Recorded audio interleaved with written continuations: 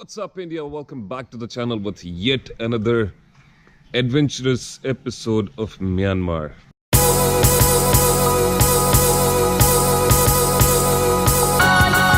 We are here in Bagan. I came here early in the morning, somewhere around 5 o'clock, and I had a hotel booked in New Bagan, but it was kind of expensive. So I checked out the place and I got a place called Watum Tut, which is kind of, I'm not sure if I'm pronouncing it right, but yeah, you can always use different apps to check out, which application is giving you better price.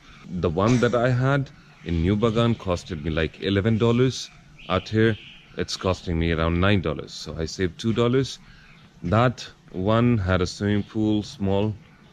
Out here, there is no swimming pool, but I got a free bicycle out here, a free breakfast, which was also included out there. Out there, it was a dormitory room. Out here, I had a single room, but since they were not having the single room ready, and I was early in the morning, so I kind of got the double, bedroom. So I'm gonna take you through what is it like, to see the room out here, what kind of facilities. Minglava, see. Watum Chut. Open time is 5 a.m., close time 10 p.m. And yeah, bus, boat, flight tickets available, car renters, e-bike, bicycle is free. You have also laundry service out there. But I took the privilege of doing my laundry. You see out here, that's me. 204, that's my room. So I've already arranged my stuff, not made it messy. So this is my room. You get a TV out here. I think we have a free Wi-Fi as well that I need to check. You have air conditioner out here. You cannot smoke in these rooms. So hot shower is pretty much available. Western toilet. You get toothbrush, toothpaste, hand wash, shampoo, hair shampoo.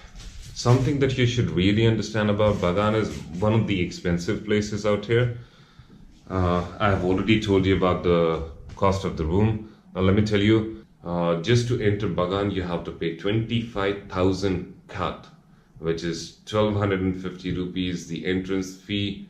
And just to enter the town, you will be end up paying the moment you arrive. And yes, one more thing. Seaport to Bagan, you don't have any VIP buses, although it's quite a long route, an okay route to travel with, but there's no VIP buses. What I got was a normal 2x2 bus. I paid fairly 1,000 rupees for that, which is 20,000 kat. But still, for the VIP I paid from Tammu to Mandalay was 23,000. I had amazing services out there. Out here you have less leg room, there's no charging port, so I did not think I was supposed to be making any video. You don't have a choice because there is no other bus. You may look for a small taxis, but I'm not sure how much they charge. I didn't look for one, I just booked the bus. From here you can also go to other places, which I'm going to talk about later on my travels. So I'm going to move on, I'm going to show you around what it is like to be here and why it's good. Alright, so for today, this is my ride, and it's almost 1:45 o'clock. I'm at one of the temples out here, which is Ananda Phaya. So that is Ananda Phaya. Yeah. 12. Yes. 12 is finish that, and then you will stay in Modi 13 December. Yeah, it's okay. They allow you Everywhere? Yeah. Okay. Thank you. So they do check your entry permits and all, and it's clearly mentioned that say any foreign tourist has to pay 25,000 kat, which is 1,250 rupees individual. And this is only valid for 3 days. However, if you're extending your stay for another day, that should be valid. That should be no problem at all. There's the Buddha statue.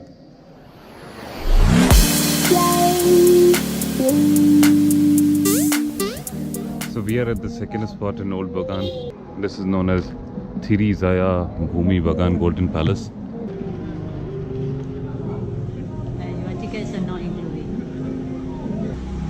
ticket included for only Temple and Pagoda. This is the key payment is not included. Museum is an extra 5,000 yen. Payment is an extra 5,000 yen. Never mind. Thank you. So they say the palace is not included, and it's still you pay 25,000 khat, and this is a king palace which is not included. So I'm at the second monument that says Thatbyinnyu Phaya. I'm not sure if I'm pronouncing it right. Whole Bagan is full of archaeological monuments, so it's really hard to define which one you should go.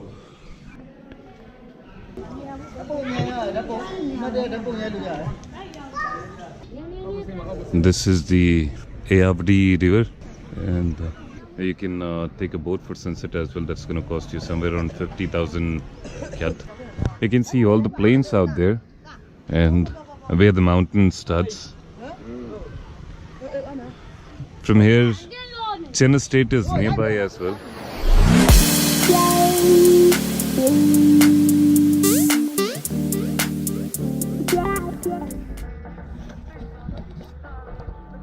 So I'm here at one of the pagodas. Yeah. It's a small one, although all the big ones that you see out there and prop there. Yeah. Loki. So it has all been closed. You cannot climb this one. And I think I'm gonna just do the sunset out here today. You can see all the pagodas out here surrounded. And out there, if you see, yeah, that's Mount Popa.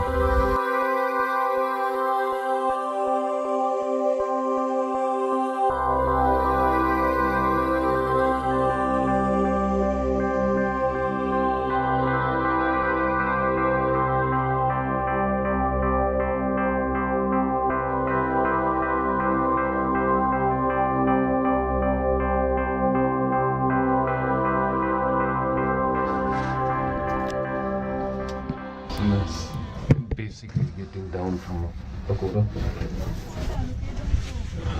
It's okay? Yeah. Oh. Yeah. Now you have to stand. This is Dhammayazika. I'm gonna take a quick. Biggest one in Bagan. Yeah, so this is the biggest temple in Bagan. Sorry. Similar to the pyramid. We can see to the pathway. We can see the pathway there. Similar to the pyramid. You can see once you stand on top, you can see very far away, but it's closed right now, so you cannot see much. But we're gonna go inside. So I'm now at the Guni Phaya.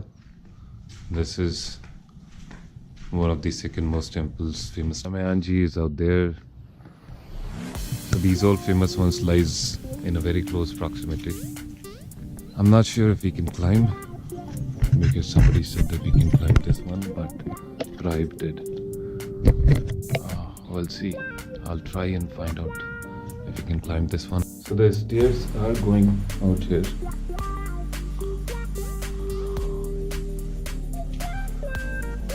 Not sure if it's locked or something. It's locked. So I'm not gonna cross right now because it's too much daylight, but definitely gonna come back in the evening on my bicycle. And since I'm here, I wanna climb it. Not much people come around here. So this is the Taung Guni Phaya. So everything, if you see, it's all next to each other. That is Dhammayazika out there. So these sleeping Buddha carvings, you can find it in Ajanta caves, one of the largest sleeping Buddha. Ancient sleeping Buddha is out there. This has not been maintained.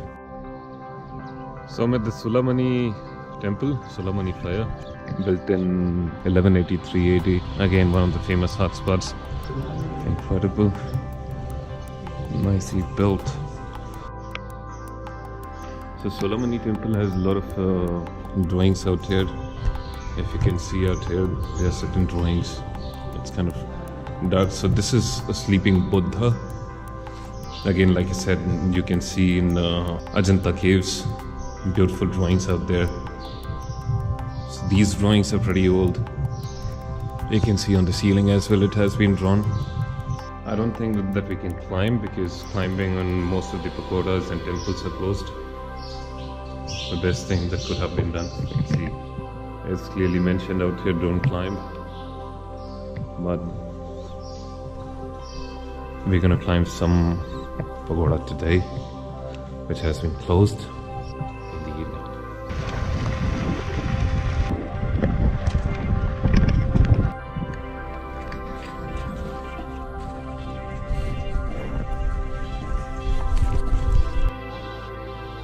Okay, so this one is Pyathatgyi. I'm not sure how they pronounce the name, but another viewpoint. Just like others, this has also been closed. So we have just one pagoda, the closed pagoda that we can climb, and we're gonna do it by the evening.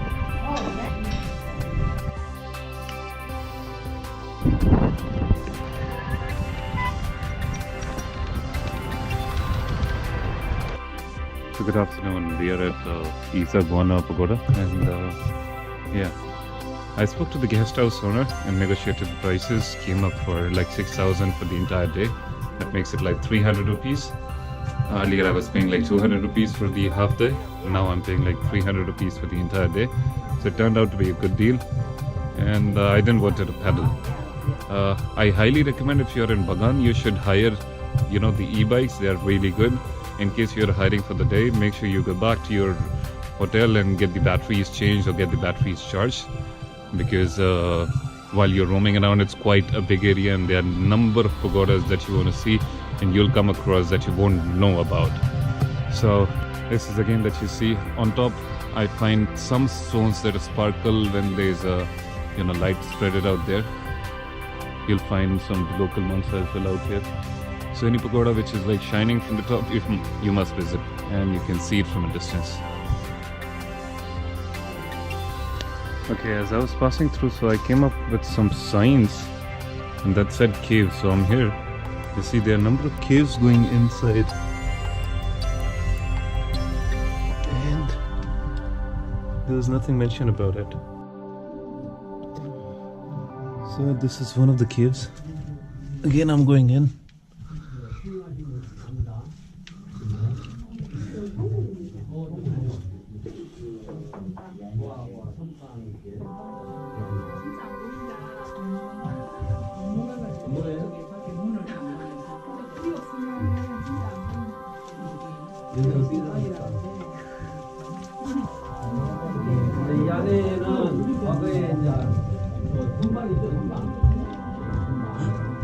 So, I'm not sure if you can see.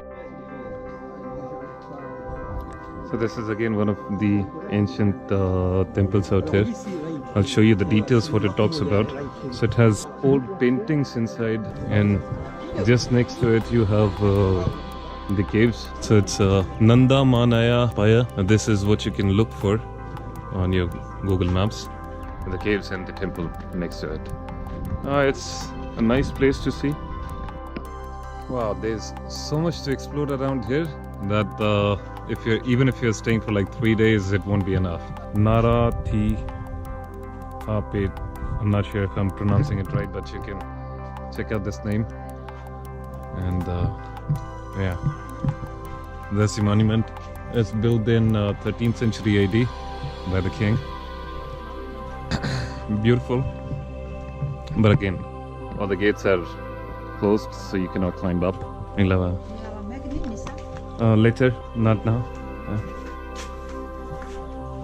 So I'm again at a new temple, Le-Myet-Hna Phaya. My pronunciation may be wrong, but this is what you see. It's a nice architecture, built in somewhere around 1235 or so AD. These paintings everywhere. Beautiful masterpiece. Again, this question is something really important to talk about. We have been fighting in India about a lot of things, about ladies or feminist rights and all. Out here, even the temples off limits to the ladies. Now you see, I don't know why, but I don't see any women around, and if it's off limits, it's off limits. We are still discussing about Shabrimala. That's still a shame. I don't know why. I'm not against that women should not go. So I'm just saying why there are no female popes, why there are no female Malvis. If that's so, they should be around. Then we're gonna talk about globally in India, why only in Hinduism, even the Buddhist supports this. So in case if it's not there, I'm not saying that female should not go, but on the same hand, it should not be based only on targeting just one religion. If given the case, there should be female Malvis, there should be female popes as well. There should be equality among all the religions, not just one. So I'm at the Hsin-Byn-Shin monastic complex. It was built in 14th century. This is the complex that we are looking at. As you see, the complex is pretty huge. And this is the only complex where I don't see any shops out here. Nobody is selling anything. It's a beautiful sight. It's a nice temple around. Pretty much like the carvings out there. Oh, this is really huge. And this must be some kind of pond or, bathing something where people used to come and take holy baths.